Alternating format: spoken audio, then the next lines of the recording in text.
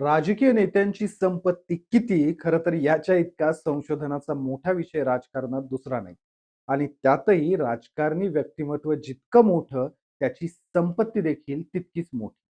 नाही म्हणायला महाराष्ट्रात आणि देश पातळीवर काही नावं निश्चित सांगता येतील, की अमुक एखादा आमदार कसा मोटारसायकलवरती जायचा, एखादा खासदार कसा बसनी प्रवास करायचा.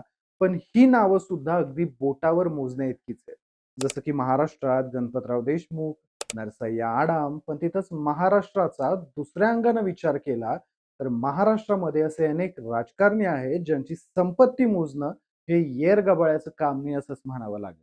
अर्थात मी बोलतोय महाराष्ट्राच्या राजकारणातील सर्वाधिक कार्यशील नेता, जे वयाच्या 85व्या वर्षात सुद्धा तरुणाला लाजवेल असं राजकीय काम करतायत. होय, तुम्ही बरोबर ओळखलं. तर मी शरद पवारांबद्दलच बोलतोय आणि आज त्यांची संपत्ती आठवण्याचं कारण आहे त्यांचा नातू पार्थ पवार यांची संपत्ती रेकॉर्डनुसार आज आजोबा शरद पवारांपेक्षाही जास्त आहे. नक्की काय आहे हे प्रकरण जाणून घेऊयात या व्हिडिओच्या माध्यमातून. नमस्कार, मी शशी आणि तुम्ही पाहताय कट. शरद पवार आणि त्यांची संपत्ती हा तसा मराठी जनता आणि मराठी राजकारण या दोनही ठिकाणी आवडीने चघळला जाणारा विषय आहे. हा विषय कधीच जुना होत नाही आणि कंटाळवाना देखील होत नाही. किंबहुना प्रत्येक जण आपापल्या कुवतीनुसार दरवेळी पवार साहेबांची संपत्ती किती या प्रश्नावर थोडी तरी भर टाकूनच सांगत असतो. खरं तर ज्या शरद पवारांनी महाराष्ट्रासारख्या मोठ्या राज्याचे 4 वेळा मुख्यमंत्री म्हणून प्रतिनिधित्व केलं, देशाचं संरक्षण मंत्री म्हणून त्यांची कारकीर्द फार मोठी आहे. त्यासोबतच कृषी मंत्री, देशाच्या संसदेत विरोधी पक्षनेता अशी महत्वाची पदं शरद पवारांनी भूषवली आहेत आणि त्यामुळे शरद पवारांच्या राजकीय कार्याचा आलेख जसा वाढत गेला, तसतसं त्यांच्या संपत्तीच्या चर्चेला देखील उधाण आलं. पण यावेळी शरद पवार यांची संपत्ती चर्चेत येण्याचं कारण पूर्णपणे वेगळं आहे.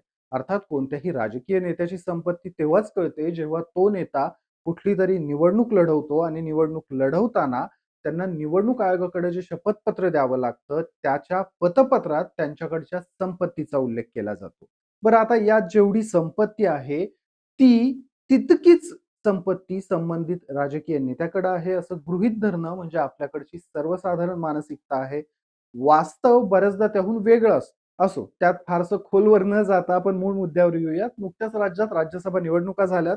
स्वाभाविकपणे या निवडणुकीसाठी उमेदवारी अर्ज भरताना देखील शपथपत्रासोबत पतपत्र द्यावंच लागलं.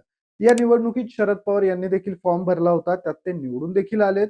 त्यांच्यासोबत त्यांचे नातू म्हणजेच अजित पवार यांचे थोरले चिरंजीव पार्थ पवार हे देखील या निवडणुकीत उतरले होते. ते देखील आता राज्यसभेवर गेलेले आहेत आणि यामुळे शरद पवार यांच्या संपत्तीची पुन्हा एकदा चर्चा किंबहुना तुलना सुरू झाली असं म्हणता येईल. राज्यसभा निवडणुकीच्या शपथपत्रानुसार पार्थ पवार यांची संपत्ती आपले आजोबा शरद पवार यांच्यापेक्षा जास्त आहे आणि तीही थोडी तिडकी नाही, तर शरद पवार आणि त्यांची पत्नी प्रतिभा पवार या दोघांच्याही नावावर मिळून 60,71,00,000ची मालमत्ता आहे. तर पार्थ पवार यांच्या एकट्याच्या नावावर 88,33,00,000 रुपयांची मालमत्ता आहे.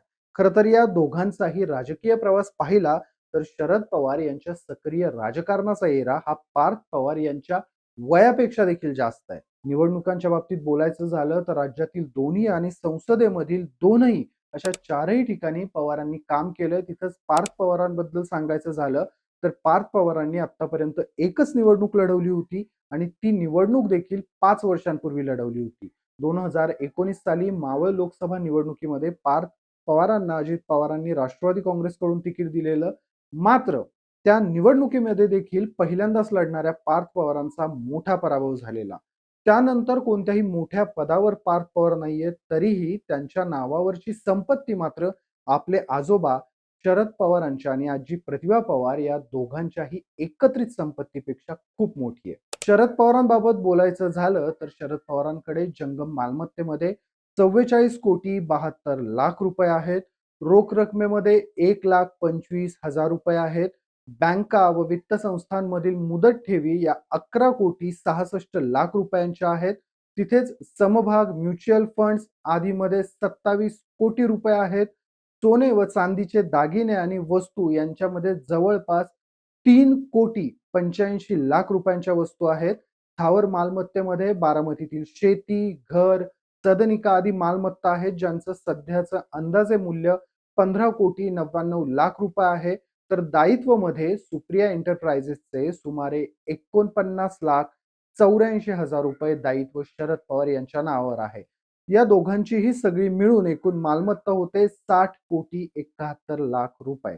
तिथंच पार्थ पवार यांच्या मालमत्तेबाबत बोलायचं झालंच, पार्थ यांची जंगम मालमत्ता 11,35,00,000 रुपये आहे. तर बँका, टपाल विभाग, विमा व वित्त संस्थांमधील मुदत ठेवी या 3,68,00,000 रुपयांच्या आहेत. समभाग, म्युच्युअल फंड्स आदींमध्ये 1,17,00,000 रुपये आहेत. सोने चांदीचे दागिने आणि वस्तू जवळपास 1,31,00,000 रुपयांच्या आहेत. स्थावर मालमत्तेमध्ये बारामती तालुक्यातील शेतजमिनी, पुण्यातील घर आहे. याचं सध्याचं अंदाजे मूल्य 76,98,00,000 रुपये आहे. तर दायित्वमध्ये बँका किंवा वित्तीय संस्थांचे 92,48,000 रुपये दायित्व आहे. पार्थ पवार यांची एकूण मालमत्ता 88,33,00,000 रुपये आहे. हे दोघे आता राज्यसभेवर निवडून गेलेत. मात्र शरद पवार हे महाविकास आघाडीकडून तर पार्थ पवार हे महायुतीकडून निवडून गेलेत. आजोबा आणि नातू हे दोघेही संसदेच्या वरिष्ठ सभागृहात एकत्र जातील. मात्र एक सत्ताधारी बाजूला असेल तर एक विरोधात असेल. मात्र संसदेत प्रवेश करण्यापूर्वीच पार्थ पवार यांनी आपल्या आजोबांना मागे टाकल्याची चर्चा राजकारणात सुरू झाली आहे. राजकारण्यांच्या या संपत्तीबद्दल तुमची मतं काय आहेत मला कमेंटमध्ये आवर्जून कळवा. व्हिडिओला लाईक करा. व्हिडिओ आवडला असल्यास व्हिडिओला शेअर करा आणि कट टू कटला सबस्क्राईब करायला विसरू नका.